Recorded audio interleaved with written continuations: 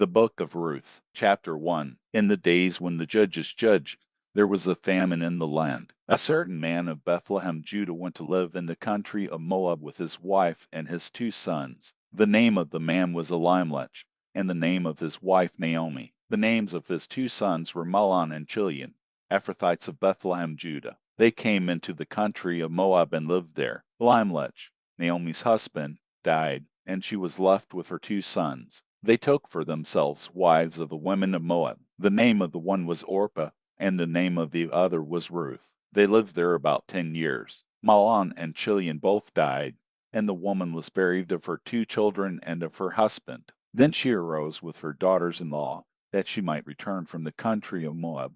For she had heard in the country of Moab how the Lord had visited his people and giving them bread. She went out of the place where she was, and her 2 daughters-in-law with her. They went on the way to return to the land of Judah. Naomi said to her 2 daughters-in-law, Go, return each of you to her mother's house. May the Lord deal kindly with you, as you have dealt with the dead and with me. May the Lord grant you that you may find rest, each of you in the house of her husband. Then she kissed them, and they lifted up their voices and wept. They said to her, No, but we will return with you to your people. Naomi said, Go back, my daughters. Why do you want to go with me? Do I still have sons in my womb, that they may be your husbands? Go back, my daughters, go your way, for I am too old to have a husband. If I should say, I have hope, if I should even have a husband tonight, and should also bear sons, would you then wait until they were grown? Would you then refrain from having husbands? No,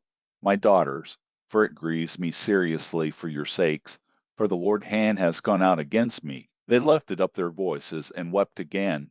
Then Orpah kissed her mother-in-law, but Ruth stayed with her. She said, Behold, your sister-in-law has gone back to her people and to her God. Follow your sister-in-law. Ruth said, Don't urge me to leave you, and to return from following you.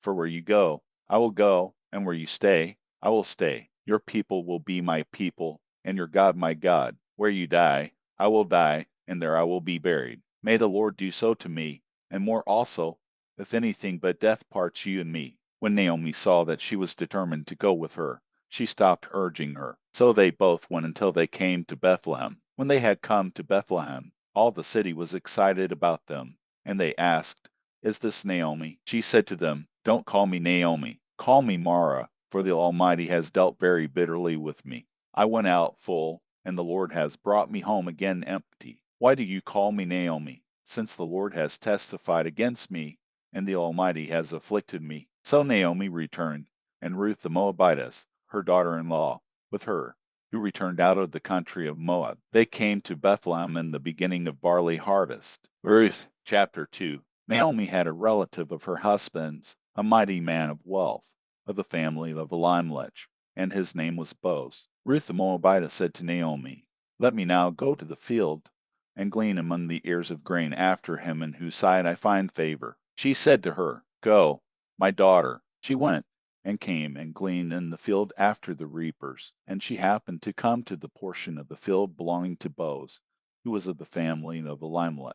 Behold, Boaz came from Bethlehem, and said to the reapers, May the Lord be with you. They answered him, May the Lord bless you. Then Boaz said to his servant who was set over the reapers, Whose young lady is this? The servant who was set over the reapers answered, It is the Moabite lady who came back with Naomi out of the country of Moab. She said, Please let me glean and gather after the reapers among the sheaves. So she came, and has continued even from the morning until now, except that she rested a little in the house. Then Boaz said to Ruth, Listen, my daughter, don't go to glean in another field, and don't go from here, but stay here close to my maidens. Let your eyes be on the field that they reap, and go after them. Haven't I commanded the young men not to touch you? When you are thirsty, go to the vessels, and drink from that which the young men have drawn. Then she fell on her face and bowed herself to the ground, and said to him, Why have I found favor in your sight, that you should take knowledge of me,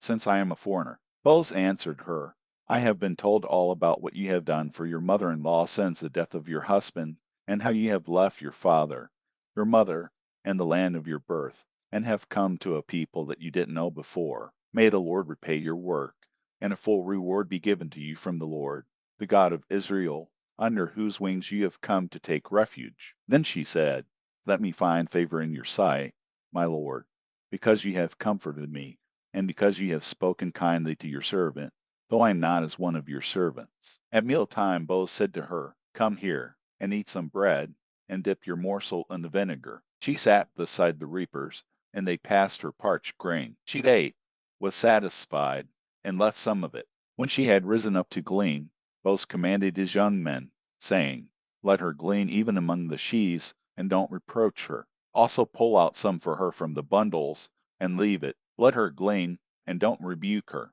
So she gleaned in the field until evening, and she beat out that which she had gleaned, and it was about an ephah of barley. She took it up, and went into the city. Then her mother-in-law saw what she had gleaned, and she brought out and gave to her that which she had left after she had enough. Her mother-in-law said to her, Where have you gleaned today? Where have you worked? Blessed be he who noticed you. She told her mother-in-law with whom she had worked, The man's name with whom I worked today is Boaz. Naomi said to her daughter-in-law, May he be blessed by the Lord, who has not abandoned his kindness to the living and to the dead. Naomi said to her, The man is a close relative to us, one of our near kinsmen. Ruth the Moabitess said, Yes. He said to me, You shall stay close to my young men until they have finished all my harvest. Naomi said to Ruth her daughter-in-law, It is good, my daughter, that you go out with his maidens, and that they not harm you in any other field. So she stayed close to the maidens of Boaz, to glean to the end of barley harvest and of wheat harvest, and she lived with her mother-in-law. Ruth chapter 3. Naomi her mother-in-law said to her, My daughter, shall I not seek rest for you, that it may be well with you? Now isn't Boaz our kinsman, with whose maidens you were? Behold, he will be winnowing barley tonight on the threshing floor. Therefore wash yourself, anoint yourself, get dressed, and go down to the threshing floor. But don't make yourself known to the man until he has finished eating and drinking. It shall be, when he lies down, that you shall note the place where he is lying. Then you shall go in, uncover his feet, and lie down. Then he will tell you what to do. She said to her, All that you say, I will do. She went down to the threshing floor, and did everything that her mother-in-law told her. When Boaz had eaten and drunk, and his heart was merry, he went to lie down at the end of the heap of grain. She came softly, uncovered his feet, and lay down. At midnight the man was startled and turned himself, and behold, a woman lay at his feet. He said, Who are you? She answered, I am Ruth your servant. Therefore spread the corner of your garment over your servant, for you are a near kinsman. He said, You are blessed by the Lord.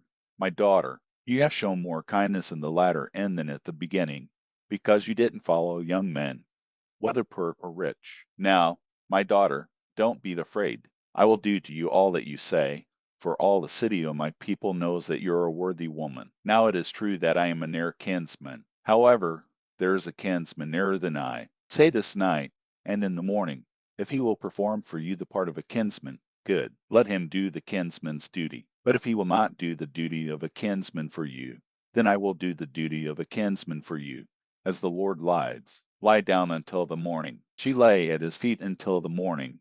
Then she rose up before one could discern another. For he said, Let it not be known that the woman came to the threshing floor. He said, Bring the mantle that is on you, and hold it. She held it, and he measured 6 measures of barley, and laid it on her. Then he went into the city. When she came to her mother-in-law, she said, How did it go, my daughter? She told her all that the man had done for her. She said, He gave me these 6 measures of barley, for he said, Don't go empty to your mother-in-law. Then she said, Wait, my daughter, until you know what will happen, for the man will not rest until he has settled this today. Ruth chapter 4. Now Boaz went up to the gate and sat down there. Behold, the near kinsman of whom Boaz spoke came by. Boaz said to him, Come over here, friend, and sit down. He came over and sat down. Boaz took 10 men of the elders of the city, and said, Sit down here. And they sat down. He said to the near kinsman, Naomi, who has come back out of the country of Moab, is selling the parcel of land, which was our brother Elimelech's. I thought I should tell you, saying, Buy it before those who sit here, and before the elders of my people. If you will redeem it, redeem it.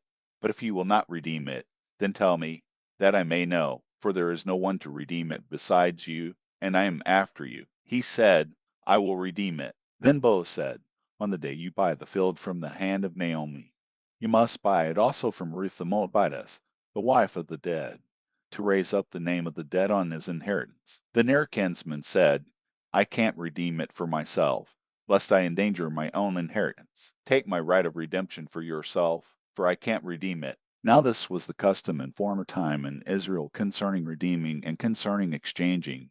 To confirm all things, a man took off his sandal and gave it to his neighbor, and this was the way of formalizing transactions in Israel. So the near kinsman said to Boaz, buy it for yourself.